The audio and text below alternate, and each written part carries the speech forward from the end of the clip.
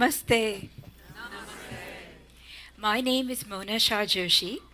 I'm the Executive Director of the Art of Living Foundation here in Georgia. The Art of Living Foundation, as you may recall, is founded by His Holiness Sri Sri Ravi Shankar, and in a span of just over 35 years, it spread to 157 countries worldwide with a very simple premise, and that premise is to bring back your smile and to make it so strong that nothing can take it away. As always, it's my honor to be with you and to be part of the Spiritual Council at the Spiritual Living Center here. It's a beautiful morning, isn't it? I was just with Sri Sri in Washington, D.C. I flew back in on the last flight that I could catch from BWI back here to be with you. And of course, I wrote what I'm going to talk about on the flight home. Before he studied the teachings of nonviolence of Mahatma Gandhi, before he was an icon of racial equality, Martin Luther King Jr. was not a beacon of peace in his own neighborhood as a child. When he was small, now imagine this kid. He takes his mother's fox stole, sticks it on the end of a stick, hides underneath the bushes, and waits. And as people would walk by, he'd start wiggling and shaking that stick. They'd think it was a live fox, scream bloody murder, and run. Now, neither he nor his brother were fond of the piano lessons that their parents made them take. So they decided to discourage the piano teacher from ever coming back. They tinkered with the stool so that when the teacher sat down, it would collapse. They weren't successful with the teacher not coming back, but they had their ways of discouraging his joy while they were there. And then, when he was looking around for balls for baseball practice, what did he decide to do? He popped the heads up off his sister's baby dolls.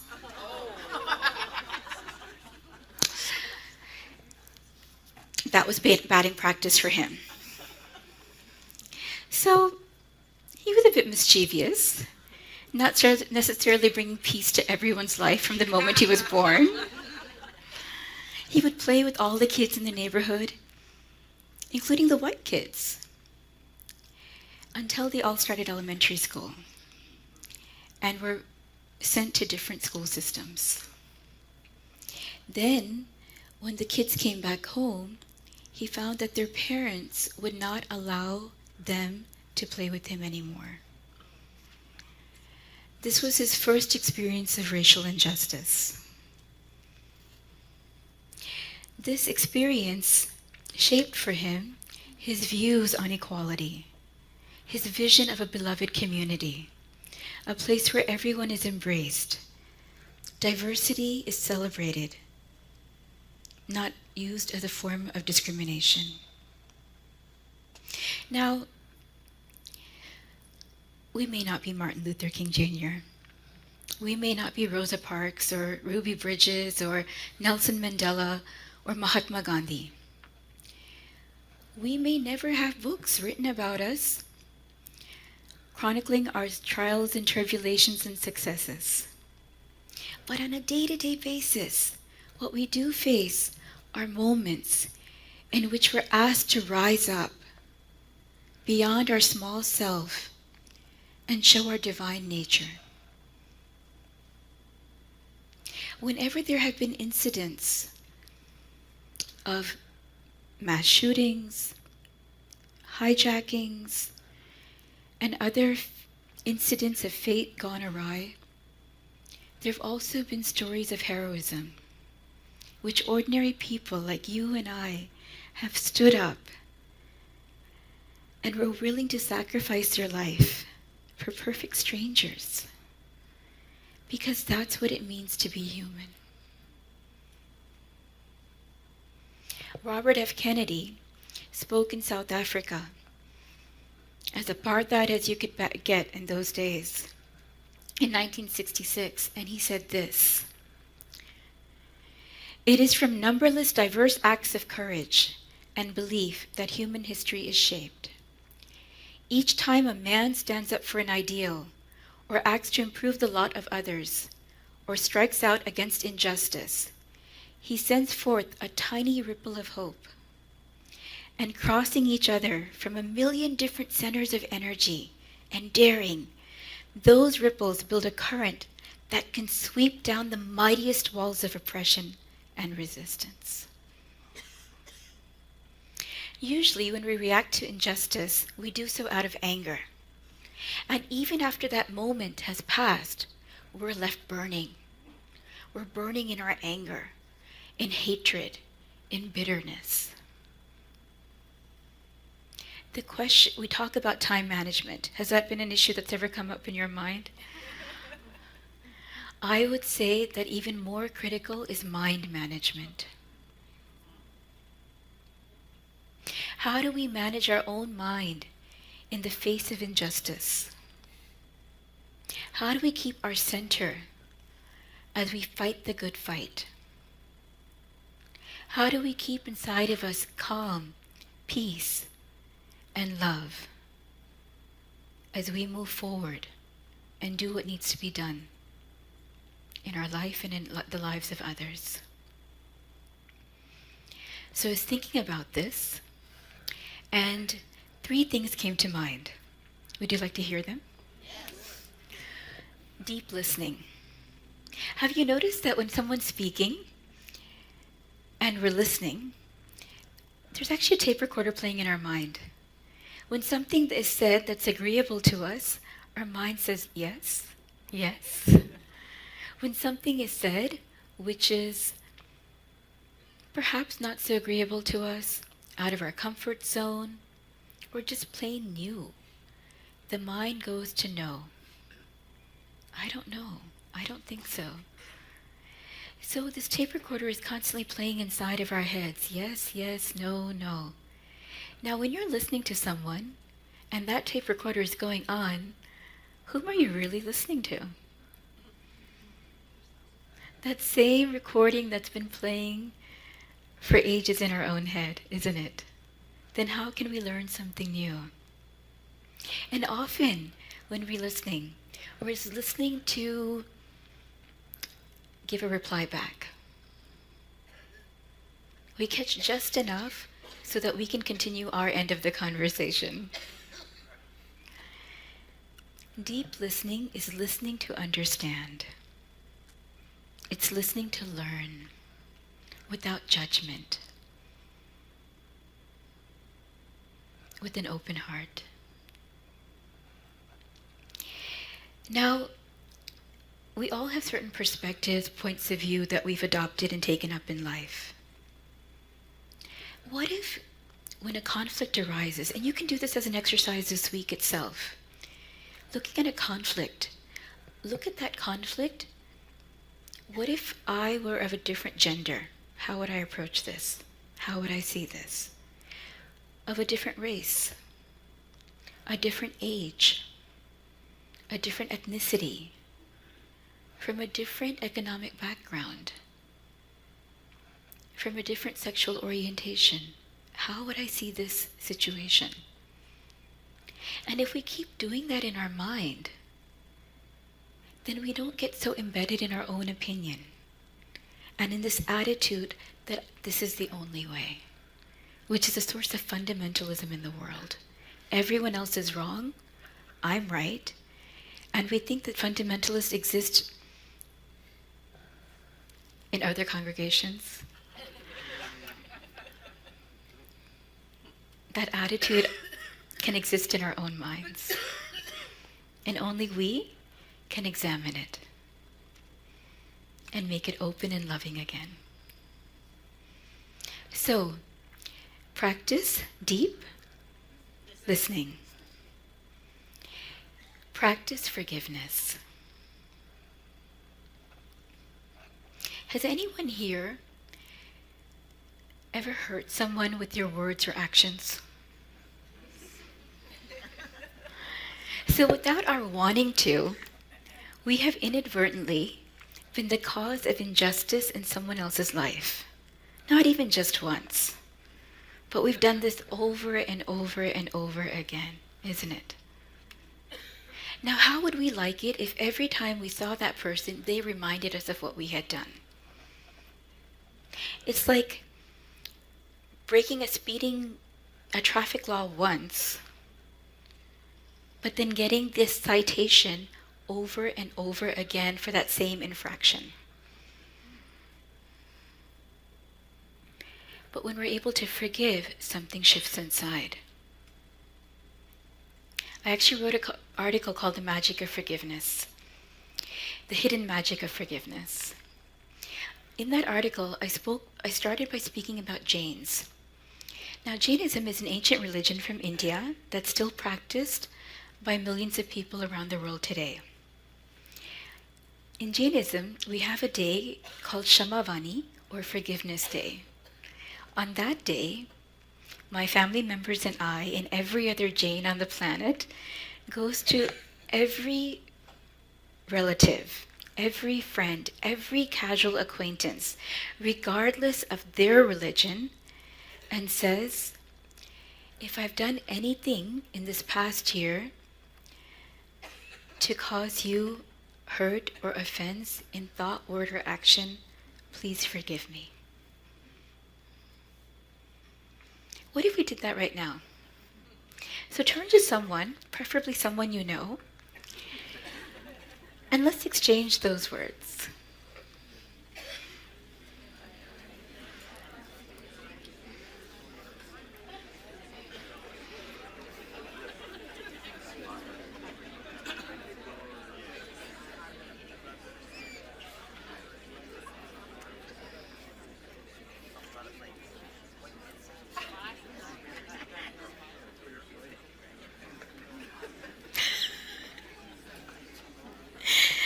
So how did that feel?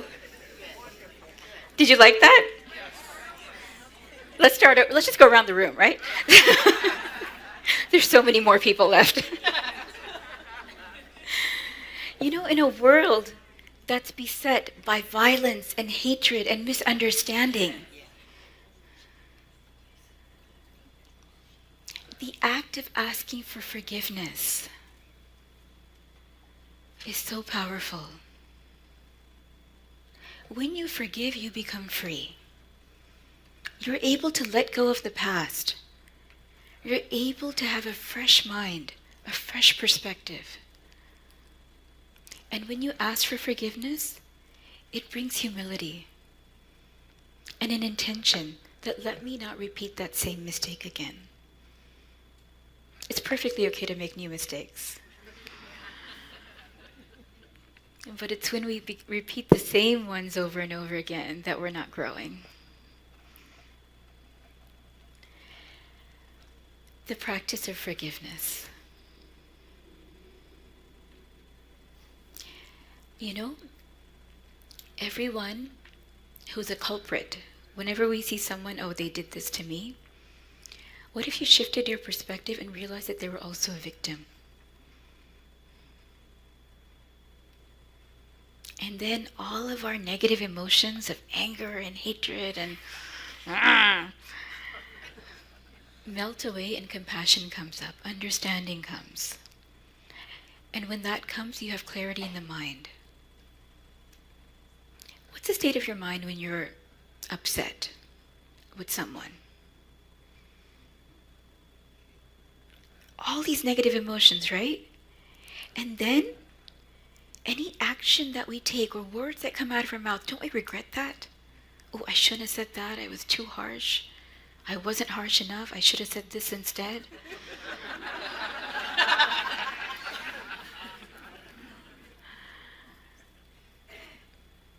But when the mind is clear, when the mind is at peace, then we become skillful in our action and our words.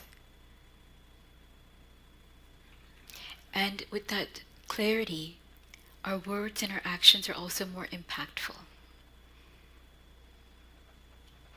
Third, the third way that we can combat injustice.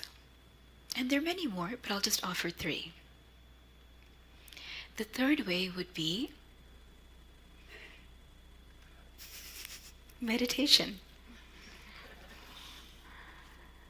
Meditation. We can tell ourselves everything. I mean, we come here every Sunday, we know what's right, we know what's wrong. It's been instilled in us since we were tiny kids.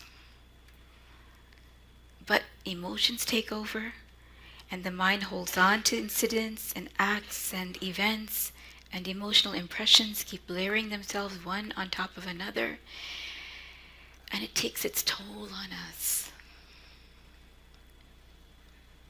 Meditation is wiping the slate clean. Meditation is letting go of the past.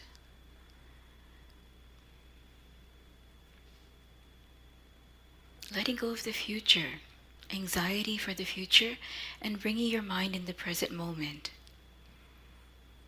And I would definitely encourage you to learn meditation.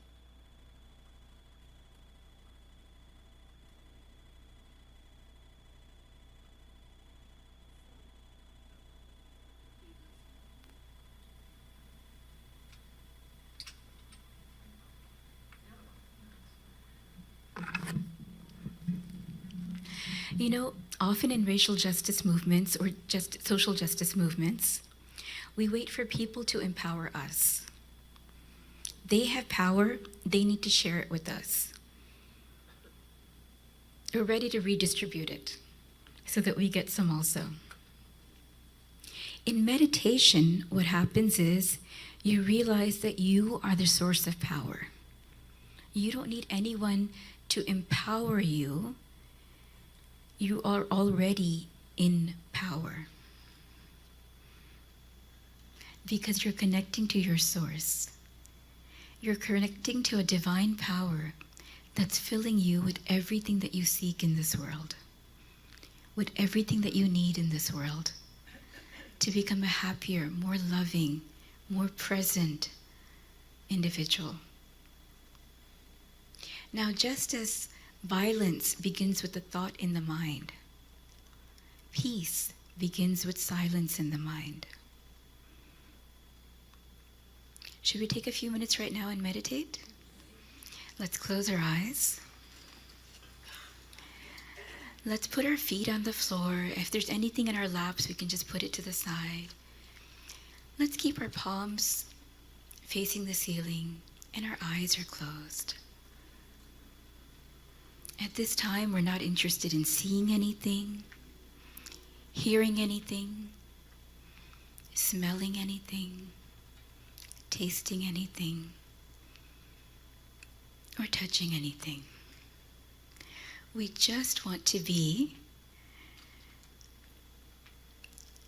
We just want to be. Let us repose in the cave of our own hearts.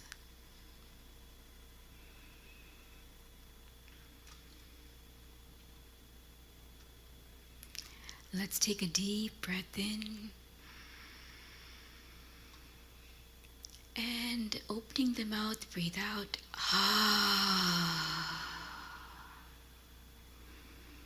Feel the relief. Again, let's breathe in.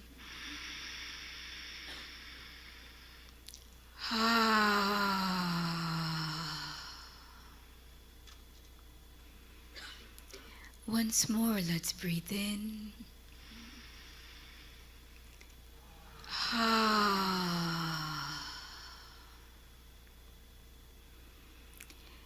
Now let's continue breathing through the nose.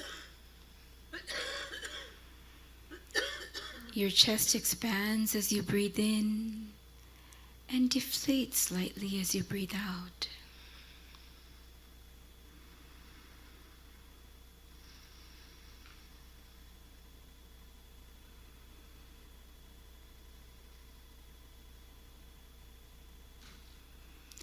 Let us become aware of the sounds in the environment.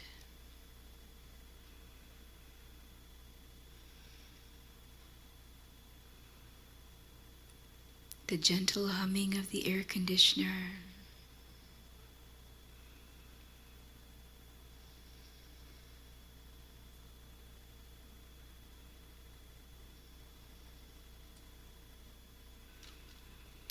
Let us accept all the sounds in the environment.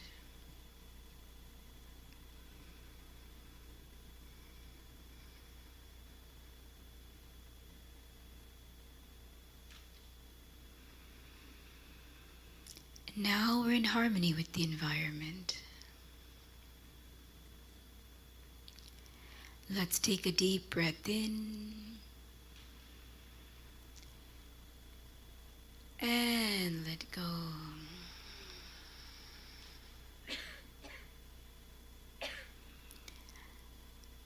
Another breath in and relax.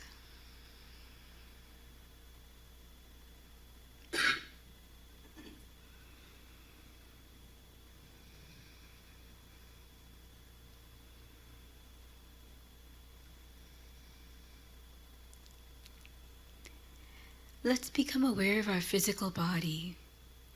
This body is a beautiful gift given with so much love by nature, by the divine.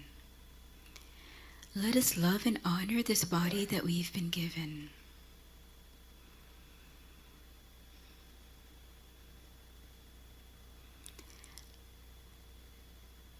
Let's become aware of our feet, our knees, thighs, hips, abdomen, stomach, chest, shoulders, arms, face, and head. Let's become aware of the whole body. The whole body. Let's take a deep breath in and let go.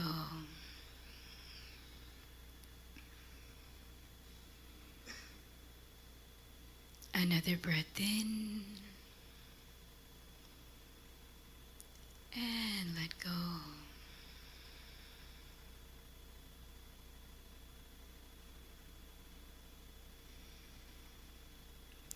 Let's become aware of our thoughts. Good thoughts or bad thoughts, just let them be.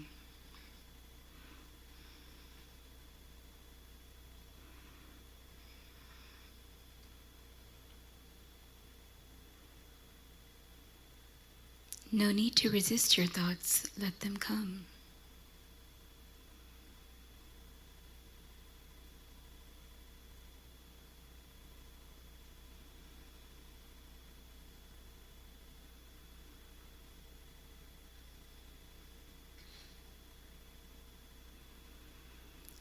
Now we're in harmony with our thoughts.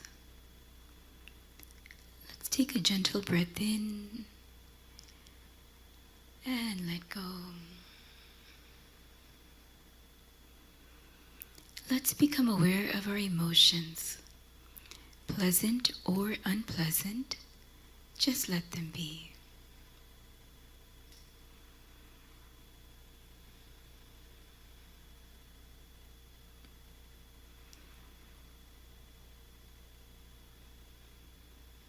You are peace. You are joy.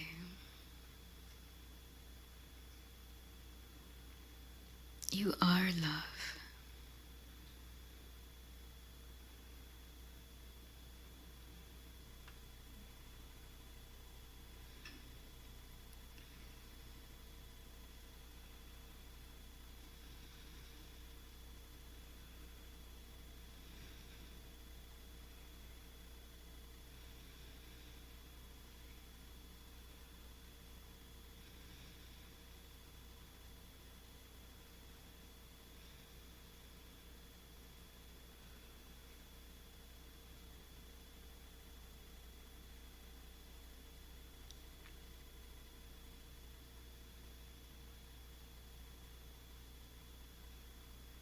Let's become aware of our emotions,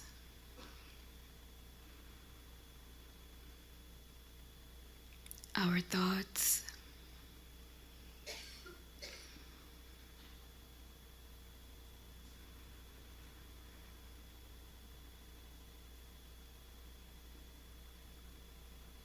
the physical body,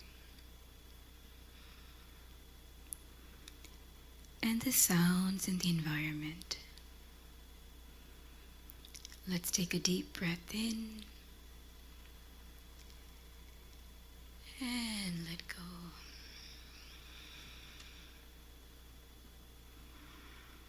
Another breath in and let go.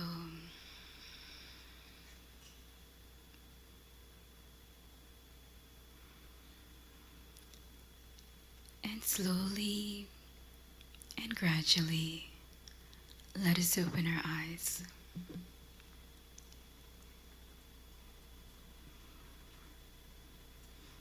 It was good. Peaceful. Would you like to hear a story of how Sri Sri used these 3 tools to bring peace to Colombia? A little bit more enthusiasm? Yeah.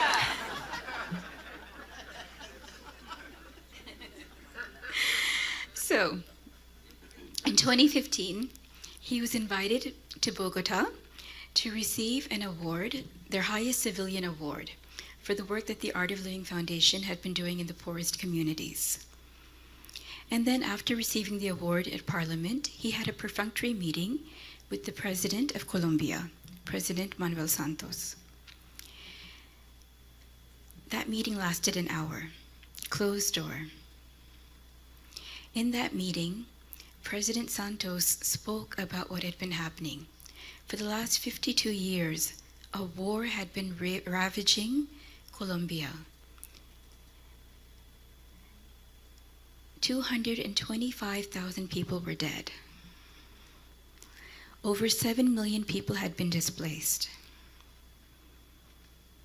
Negotiations were going on, but the president didn't think they would work and military action would be necessary, which again would result in more lives lost.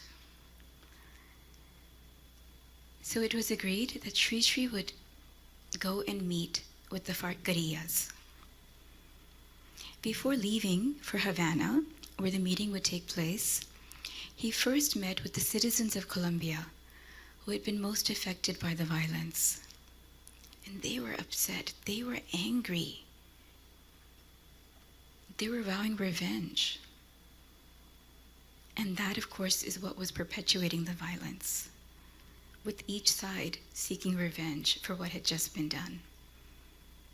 So Sri Sri told them that this policy, this attitude of an eye for an eye, a tooth for a tooth, will simply leave the whole world blind. Then he went to Havana. There he met with the FARC leaders. So again, the first day especially was just spent in listening to them, hearing their problems, seeing what was going on. They weren't necessarily bad people. They also saw themselves as victims. And Sri Sri said at that time that every victim, every culprit is also a victim.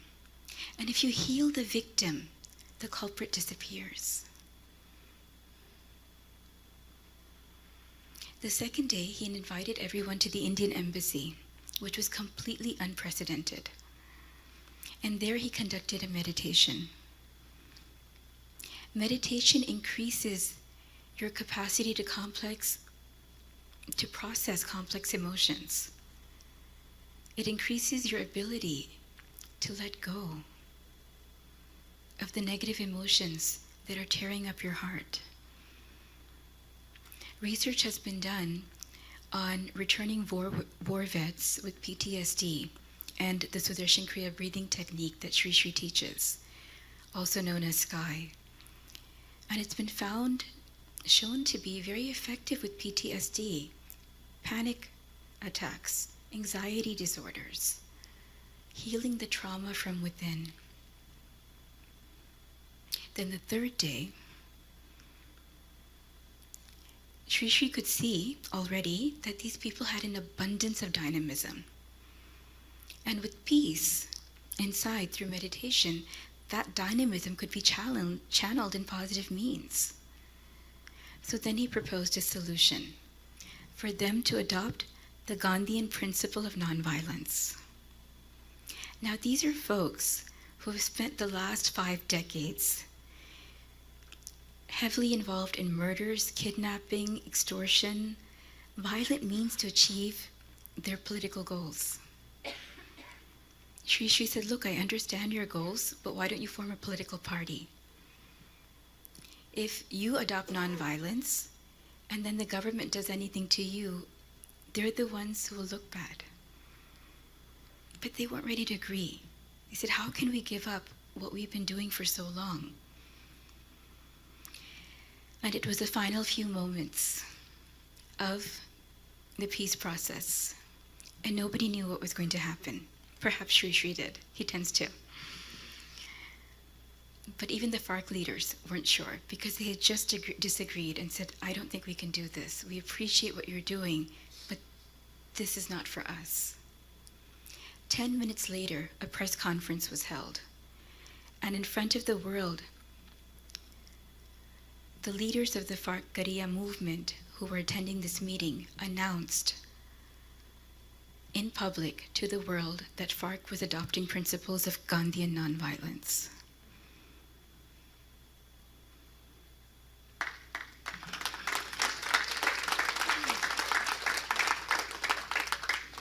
A couple months later, when Sri found out that there was still an incident of violence, like there was a violent incident, he personally called Juan Marquez and said, what is this? You promised me nonviolence.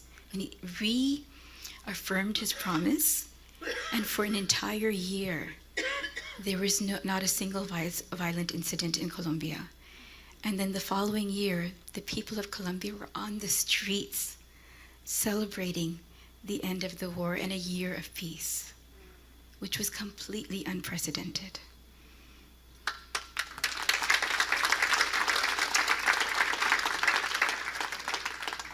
There's actually a YouTube video of all of these people speaking called The Guru and FARC. Now, what happens when we see violence? What happens when we perceive injustice? We tend to form a binary, them and me. These are my allies, and these are the people I can't stand. They're with me, they're not. And we form a binary. We're creating a violent act in our own thoughts. But it's a continuum, isn't it? A continuum of evolution. Now, this continuum of evolution can also be a revolution, depending on how we choose to act within this environment. As we know from the teachings here, as you sow, so shall you reap. What you think is what you manifest. We're all part of that continuum, a continuum of love. Why don't we come together and make it a revolution of love?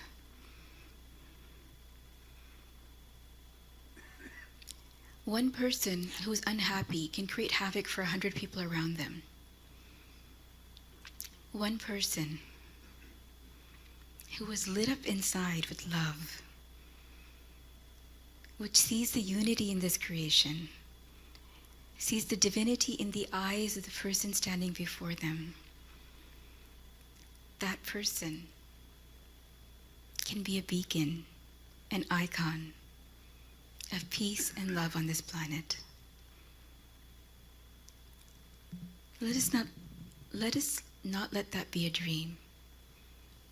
Let us live that from this moment onwards in our lives. Thank you. Hi, I'm David Alt, and I simply want to say thanks. Thanks for taking the time to watch our broadcast here at Spiritual Living Center of Atlanta. We have a vision, and that vision is to reawaken all to their spiritual magnificence. And one of the ways that we are able to do that is through this very medium of broadcasting. So if you got anything out of this, if you felt in any way inspired, or if something spoke to you directly, then I extend an invitation to you to become a part of our family by donating. And there are many ways in order for you to be able to do that. One is to simply go to our website at slca.com, and there you will find all different kinds of prompts that will help you support what it is that we are doing here in Atlanta. One way is to become a pledger. That means that you decide on a monthly basis that you are going to help us with this vision. Another way is to donate through our management system called Fellowship One, another through PayPal, and another even easier way is on your cell phone. You can do what's called text to tithe, and that number is 404-796-7030. Again, thank you so much for your support, and I invite you to come back weekly to see what it is that we're up to. Blessings.